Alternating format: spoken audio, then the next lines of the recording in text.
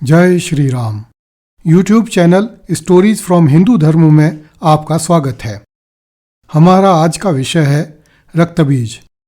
रक्तबीज की यह पौराणिक कथा हमें बताती है कि जब मनुष्य शक्ति पाकर अहंकार करता है तब प्रकृति को चलाने वाली शक्तियां किस प्रकार प्रत्यक्ष होकर उसका विनाश करती हैं।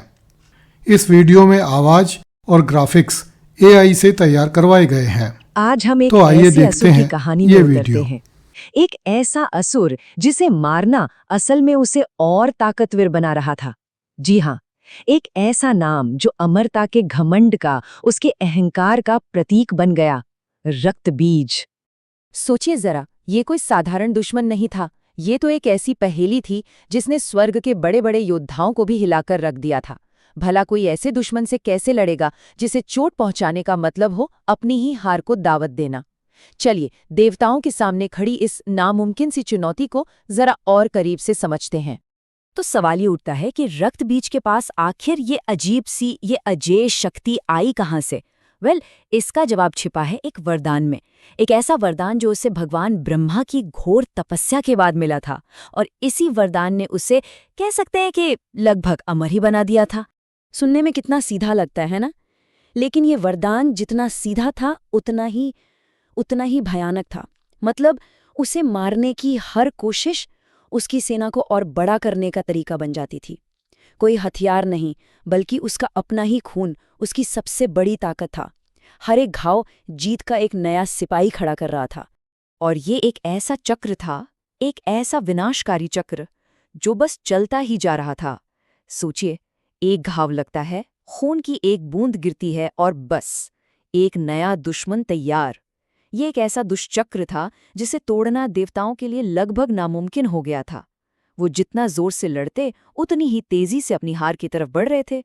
तो चलिए अब सीधे चलते हैं उस युद्ध के मैदान में, उस रणभूमि में जहां देवता एक ऐसे दुश्मन से जूझ रहे थे जिसकी गिनती हर पल, हर क्षण बढ़ती ही जा रही थी। ये सिर्फ एक लड़ाई नहीं थी। नहीं, ये तो ऐसा लग रहा था मानो अनंत के खिलाफ एक हारी हुई बाजी लड़ी जा रही हो। और यही तो इस युद्ध की सबसे बड़ी, सबसे अजीब बात थी कि देवताओं के अपने ही हथियार, उनके अपने ही प्रहार उनकी हार की वजह बन रहे थे। वो जितनी ज्यादा ताकत लगाते, उनकी हार उतनी ही पक्की होती जाती। कमाल है, उनका हर एक वार दरअसल उनकी ही हार का फरमान लिख रहा था। इंद्र का वो शक्तिशाली वज्र, कार्तिकेय का वो कभी न चूकने वाला भाला, देवताओं का कोई भी दिव्य अस्त्र काम नहीं आ रहा था। बल्कि सच तो ये है कि यही ताकतवर हथियार रक्तबीज की सेना को और भी बड़ा, और भी अजेय बना रहे थे। क्या विडंबना थी! जरा उस मैदान की कल्पना करके देखिए। लड़ाई शुरू हुई थी सिर्फ एक दानव से, और देखते ही देखते वहां हजारों लाखों रक्तबीज खड़े थे। पूरा का पूरा युद्ध का मैदान लाल हो चुका था, और जहां तक नजर जाती सिर्फ रक्तबीज और रक्तबीज ही दिखाई देते थे। अब तो देवताओं के दिलों में भी खौफ बैठ गया था। स्वर्ग का सिंहासन हिलने लगा था। ऐसा लगने लगा था कि बस अब सब खत्म। जब सारी उम्मीदें दम तोड़ रही थीं और हर तरफ सिर्फ अंधेरा ही अंधेरा था, ठीक तभी एक नई शक्ति का उदय हुआ। जब सारे रास्ते बंद हो गए, सारी कोशिशें बेकार हो गईं, तब उस रणभूमि में परम दिव्य क्रोध का आगमन हुआ।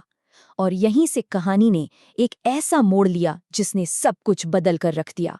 जब सारे अस्त्र शस्त्र फेल हो गए, तब देवी दुर्गा के ललाट से, उनके माथे से साक्षात महाकाल का स्वरूप प्रकट हुआ।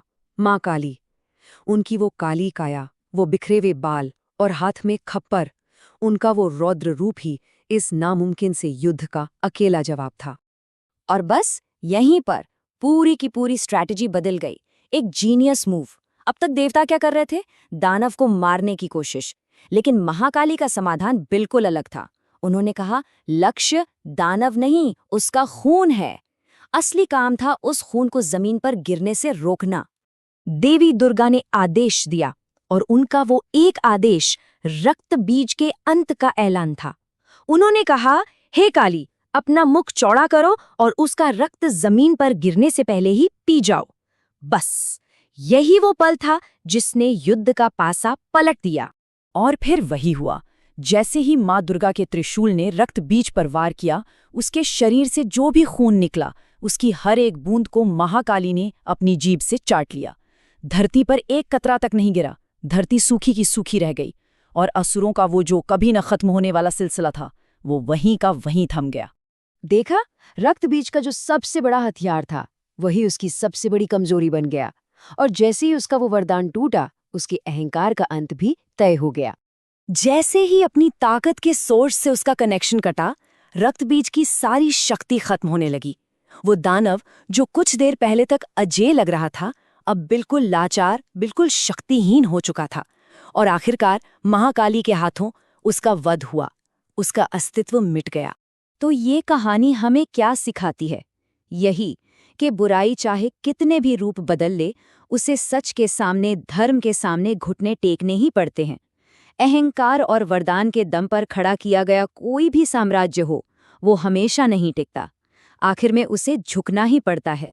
लेकिन एक सवाल है, क्या हर अहंकार का अंत इतना ही निश्चित होता है? ये सोचने वाली बात है। रक्त बीज की कहानी सिर्फ एक कथा नहीं है, ये एक चेतावनी भी है कि कोई भी ताकत, कोई भी शक्ति, चाहे वो कितनी ही बड़ी क्यों ना हो, जब वो अहंकार का रूप ले लेती है, तो उसका गिरना, उसका पतन तय है।